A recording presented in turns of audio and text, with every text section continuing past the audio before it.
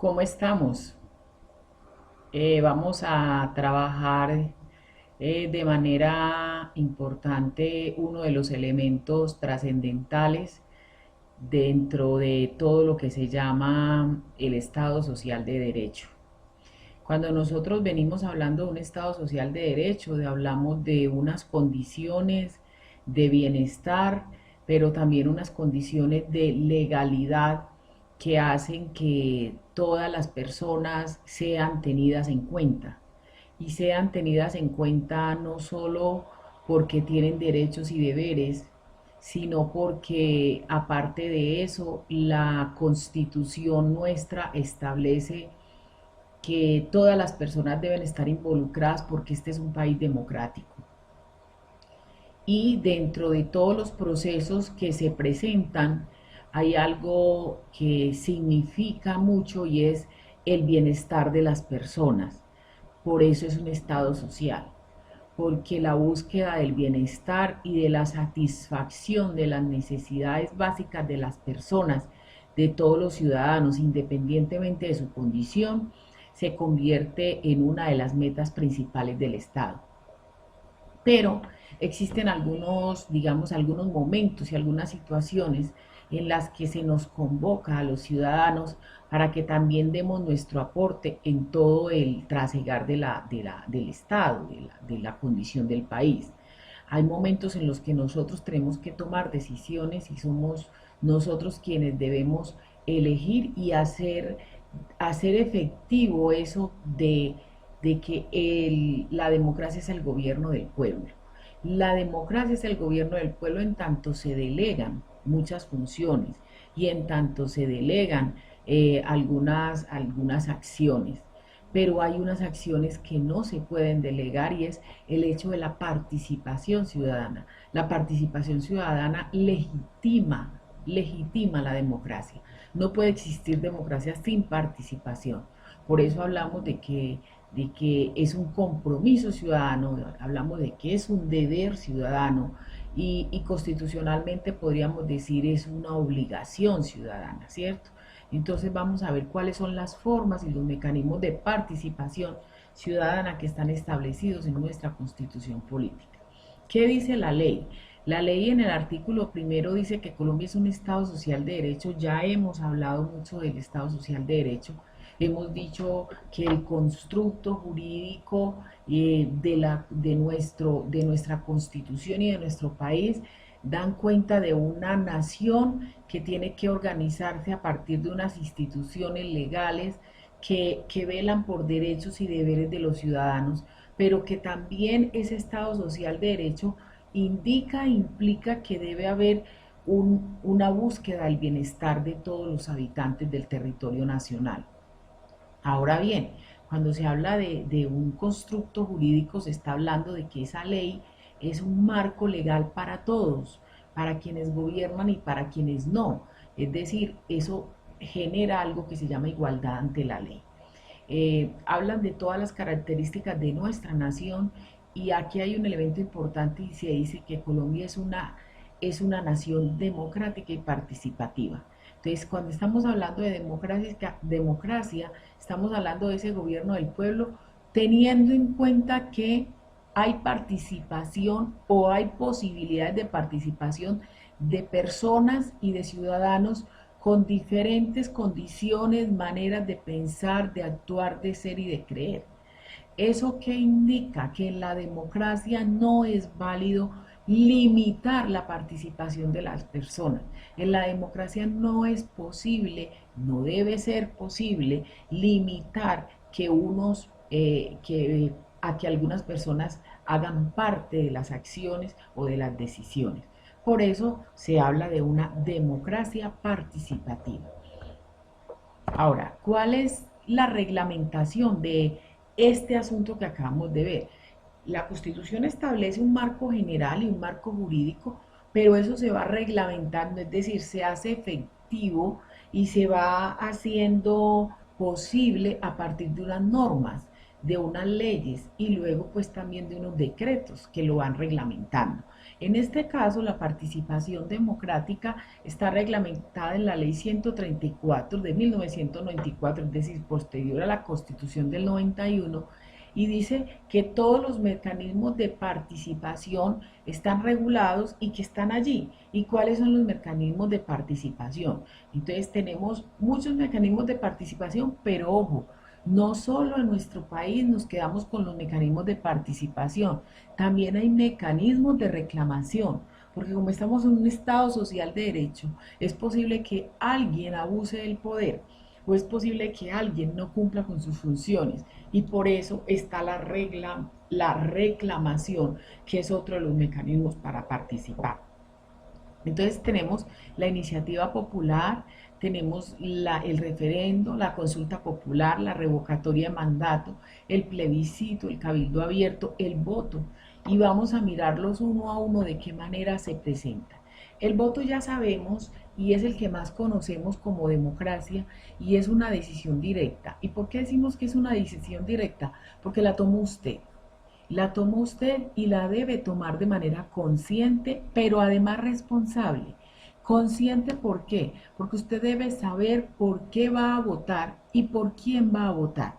Cuáles son las razones para tomar esa decisión, pero es una decisión suya, es una decisión personal, lo cual no le quita el deber de pensar en que es una responsabilidad, porque cuando votamos debemos tener en cuenta que nosotros estamos en una nación, en una comunidad donde los demás se van a beneficiar o a perjudicar de esa decisión.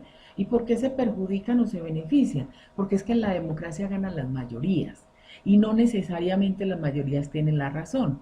Entonces, lo más adecuado es que las mayorías sí hayan pensado de manera adecuada, sí hayan pensado en el resto del país y sí hayan tomado buenas decisiones.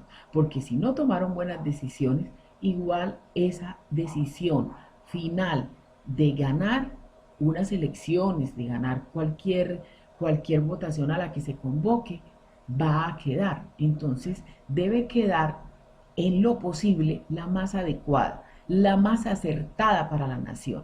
Por eso es muy importante que el voto sea una decisión no solo individual, no solo consciente, sino responsable.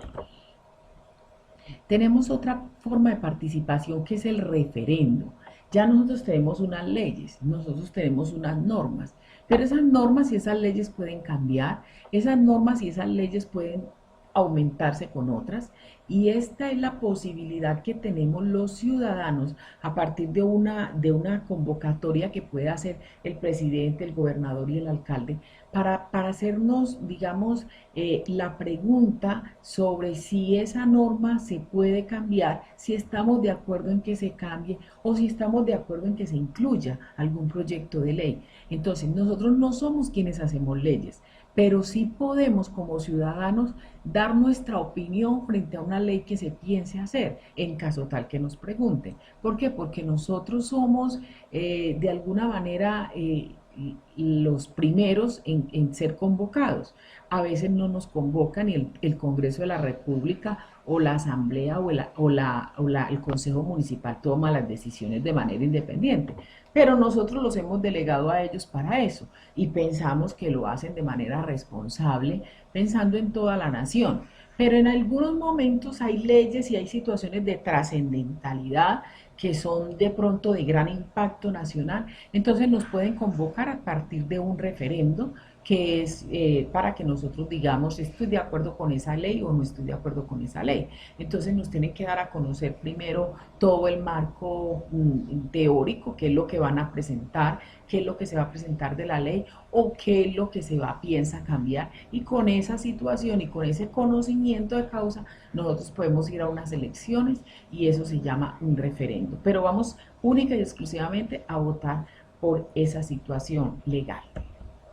El plebiscito es una situación un poquito más exclusiva porque esa solo nos puede convocar el presidente de la República y en esa convocatoria el presidente nos dice si una propuesta que él tenga, si estamos de acuerdo o no estamos de acuerdo.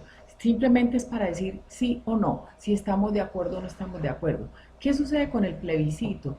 Que tiene que ser una gran mayoría las que voten, como para que el presidente se sienta presionado a decir sí tengo que hacer eso o no lo debo hacer, ¿cierto?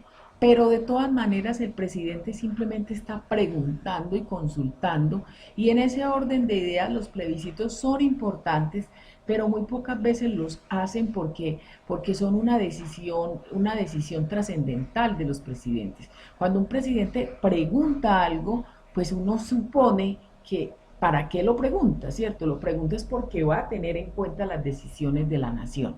Entonces, tenemos que ser muy conscientes cuando nos llamen a un plebiscito, es algo trascendental, tiene que ser algo muy importante, que el presidente no quiere tomar la decisión solo y quiere que la decisión la tomemos como país, como nación. Entonces, ahí está otra posibilidad de participación. Tenemos la consulta popular, es una pregunta de carácter general, pero esta no la hace el presidente, no necesariamente la hace el presidente, la puede hacer el consejo, la puede hacer el gobernador, la puede hacer el alcalde, la pueden convocar otros líderes, y en esa consulta es una consulta de cualquier situación que queramos averiguar cómo está, digamos, el sentido de la gente, si la gente sí está de acuerdo que eso sea o si la gente no está de acuerdo. Entonces es una pregunta, solo se hace una pregunta. ¿Está usted de acuerdo con que le gustaría que se presentara tal situación en Colombia? ¿Quisiera usted esto? Entonces son preguntas que al parecer son muy sencillas, pero tienen una trascendencia en alguna decisión posterior. El cabildo abierto es esa gran oportunidad. Los cabildos todavía existen en las comunidades indígenas, en las etnias todavía existen porque son las posibilidades abiertas de convocatoria. Cuando la democracia empezó, era una democracia directa, donde se reunían todas las personas y tomaban decisiones ahí, en el escenario, en el sitio, en el lugar. Esa situación fue cambiando con el crecimiento de las comunidades y con el crecimiento de las ciudades. Pero entonces ahorita hay escenarios como el Consejo Municipal, como la Asamblea, donde se pueden tomar decisiones importantes para la ciudad y se pueden estar haciendo debates importantes, por ejemplo, de educación, de salud, y esos debates sería bueno escucharlos. Entonces hay algunos debates a los que se les da el tinte de cabildo abierto, es decir, se le abre las puertas a la comunidad y se dice de qué se va a tratar para que las personas estén presentes en la discusión y en un momento determinado, cuando se abra un espacio, las personas puedan participar. Entonces el cabildo abierto es un escenario importante de la democracia, porque a veces hay decisiones trascendentales que se toman muy en privado y que uno dice, ¿y a qué horas hicieron eso? Entonces es bueno tener esa oportunidad. El tema es que nosotros a veces no conocemos cuáles son nuestros derechos, no conocemos cuáles son los mecanismos de participación y por eso no participamos. A veces el único que conocemos es la votación y muchas veces nos quedamos dormidos en vez de ir a votar. Entonces, es una invitación hoy a que entendamos que la democracia se legitima si nosotros estamos ahí, a que entendamos que la democracia se hace efectiva es con la participación, porque la democracia es el gobierno del pueblo y el pueblo no puede gobernar sino que delega a través de una participación, a través de decisiones. Entonces, las decisiones, la participación y la opinión del pueblo se constituyen en la esencia de la democracia, en la única posibilidad de la democracia. Por tanto, nosotros tenemos un compromiso para que nuestra nación siga siendo democrática. Nosotros tenemos que seguir participando, porque de nada nos sirve tener en el papel, en la Constitución, el tema de la democracia si nosotros no estamos haciéndola efectiva. Ahora, la iniciativa popular es otra oportunidad que nosotros tenemos, pero ya de crear, de construir normas. Y nosotros podemos construir una norma y nosotros podemos diseñar una norma. Ahora bien, hay obviamente unos procesos, entonces nosotros podemos hacerla, crear la iniciativa, crear la norma y pasarla por una serie de estamentos de tal forma que eso llegue a la Asamblea, llegue al Consejo o llegue al Congreso de la República y de esa manera se vuelva ley. Es decir, una iniciativa que puede surgir de cualquier grupo de ciudadanos puede ir escalando todos los procesos legales hasta llegar a ser ley, pero pueden hacer de la sociedad civil, pueden hacer de los ciudadanos comunes y corrientes. Entonces podemos pensar en este país, si estamos pensando en nuestro deber como ciudadanos y si estamos pensando en las posibilidades que tenemos dentro de un marco de la democracia, obviamente podemos llegar a crear leyes y eso es posible. ¿Qué pasa con la revocatoria de mandato? La revocatoria de mandato es un derecho político que casi nunca utilizamos. La revocatoria de mandato es la posibilidad que tenemos de quitar, suena feo la palabra, pero es de quitar al que está gobernando mal, de quitar al que está gobernando en desacuerdo con lo que prometió. Pero ojo, una aclaración, no es válida en la Constitución Política de Colombia la revocatoria para el presidente, solo para gobernadores y alcaldes. Pero nosotros ya sabemos, los gobernadores y alcaldes se inscriben a sus candidaturas con unos programas de gobierno. Entonces ese programa de gobierno se convierte como en la carta de presentación del candidato, pero posteriormente eso tiene que ir enmarcado en el plan de desarrollo del departamento o del municipio. Y ese debe ser la ruta para caminar dentro de la administración.